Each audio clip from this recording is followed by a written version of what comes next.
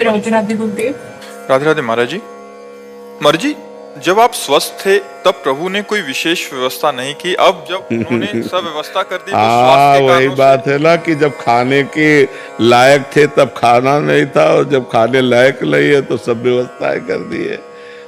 और जब पाने को था तो 8-8 दिन भोजन नहीं मिला कि भाई अच्छे से पाओ। अब जब 8 बार पाले तो भी व्यवस्था है, तो पाने की पर बड़ी कृपा है भगवान की कि ऐसी परेशानियों के बीच में भी वो अपनी शरण में रखें, अपने चरणों में रखें और चर्चा हो जाती है भगवान की। ये बड़ी कृपा है। महाराज जी कह रहे हैं कि प्रभु जब इतना भारी प्रारब्ध महाराज जी हो सकता है तो अपने बच्चों की जरूरतों के समय उनकी पूरी क्यों नहीं करते महाराज जी? जब चाहिए था तभी दे देते। आज उनका खेल ही ऐसी है कि बड़े लीला बिहारी है, बड़े लीला बिहारी है। उनकी हरि तेरी गति लख न परे। सोचो, किसी के यहाँ बालक होता है तो उसको सुविधा दी जाती है, और आप जिनके बालक बनने आ रहे हैं उनके हथकड़ी, बेड़ियां, जकड़ी, कंस के कारागार में विशेष कष्ट की परिस्थिति। वहां कौन रहे? अखिल लोक ब्रह्मांडों के स्वामी आ रहे, और देवकी वसुदेव के हाथ पैर में बेड़ियां जकड़ी हुई है, और दुष्ट राक्षसों का कड़ा पहरा है कंस का। किसी भी तरह की कोई सुविधा ना दी जाए।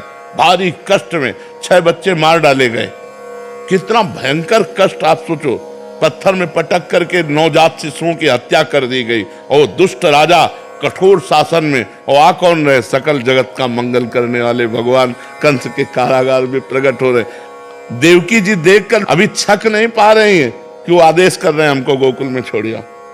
क्या इतने सुंदर त्रिभुवन मोहन पुत्र को, जिसे एक क्षण भी अलग करना प्राण निकल जाए, देवकी जी को तुरंत वसुदेव जी के गोद में, और उस पुत्र की रक्षा हो इसलिए गोकुल पधरा देते हैं।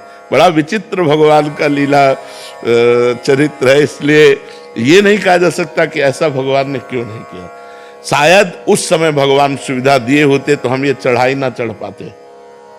जो साधना की चढ़ाई चढ़े वो चढ़ाई ना चढ़ पाते, फिसल जाते।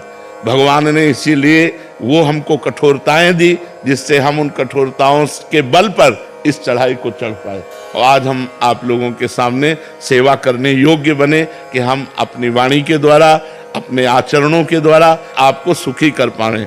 नहीं तो शायद है ऐसा ना हो पाता।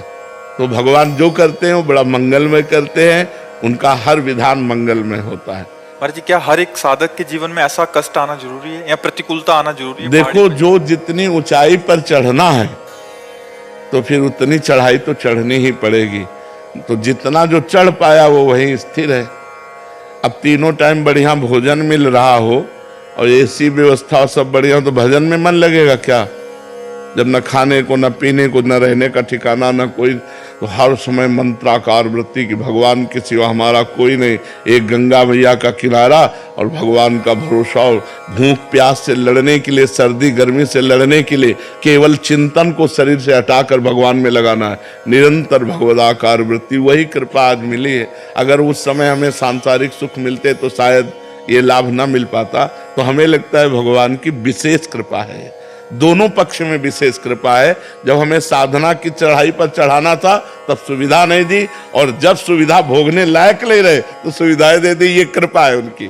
दोनों तरफ से हमें कृपा ही नजर आती है। और सांसारिक सुख, कोई सांसारिक सुख पर मतलब परमानंद प्रदान करने वाले नहीं, भागवतिक सुख मिलना चाहिए। तो आज जो हम प्रसन्न मुद्रा में है, ये भगवान की उसी कृपा का फल है। अगर वो कृपा हट जाए तो भ्रष्ट होने में देर न लगे। लेकिन भगवान ने कृपा की। जब हम भ्रष्ट होने योग्य थे तब सामग्री नहीं दी, जब सामग्री दी तो भ्रष्ट होने योग्य नहीं रखा। ये उनकी विशेष कृपा बहुत बड़ी कृपा भगवान। महाराज जी, कोई फिर हल बता दीजिए, क्योंकि आपको सुनने वाले बहुत सारे ऐसे भक्तजन हैं जिनके पास सब वैभव है, मतलब सब सुख सुविधाएं, जिनको हमारी बात मान लो। देखो, जो लाखों को सुधारने लायक बनाया जाता है ना, उसकी कड़ी परीक्षा होती है कि आप लाखों को लेकर के हमारे पास आओगे। तो इसलिए भगवान ने हमको ऐसी कड़ी परीक्षाओं में ऐसे रखा कि तुम तैयार हो और लाखों को पकड़ो और हमारे पास लेके आओ। तो तुमको उतनी कड़ी परीक्षा नहीं करनी, तुमको केवल हमारी बात माननी, बात मान लो तो तुम जहां हो वहीं से भगवत प्राप्ति की योग्य हो जाओगे। इसीलिए भगवान ने इतनी कड़ी परीक्षाएं, ऐसी परिस्थितियां डाल डाल करके पक्का किया है कि तुम हजारों का कल्याण कर सकते हो, हजारों को अपनी वाणी के द्वारा सुधार सकते हो। तो आप हमारी बात मान लो तो आपका कल्याण हो जाएगा, आपका मंगल हो जाएगा। आपको वो तपस्या, आपको वो कष्ट नहीं झेलने पड़ेंगे। जो कष्ट झेलकर हमने अनुभव किया वो बात तुम मान लो तो उसी से मंगल हो जाएगा। उस सब सुख सुविधाओं में रहते हुए कैसे भजन बिल्कुल भजन होने लगेगा। हम कह रहे हैं हर सुख सुविधा को भगवान को समर्पित करो। जैसे हम ऐसे भोजन पाते हैं तो भोजन होता है, लेकिन जब हम भगवान को अर्पित कर देते तो प्रसाद होता है। और भोजन पाने से पुण्य क्षय होंगे, लेकिन प्रसाद पाने से पुण्य बढ़ेंगे। ऐसे ही नाथ सकल संपदा तुम्हारी, मैं सेवक समेत सुतनारी, संपूर्ण परिवार को भगवान का अर्पण भाव करके और सब में भगवत भाव करके नाम जप करते हुए हम व्यापार नौकरी जो भी करते हैं ईमानदारी से करें तो गृहस्थी में रहते हुए हम संत हैं, गृहस्थी में रहते हुए हम भगवत प्राप्त हैं। बात होती है आचरणों से, चिंतन से, वो आप भी कर सकते हो।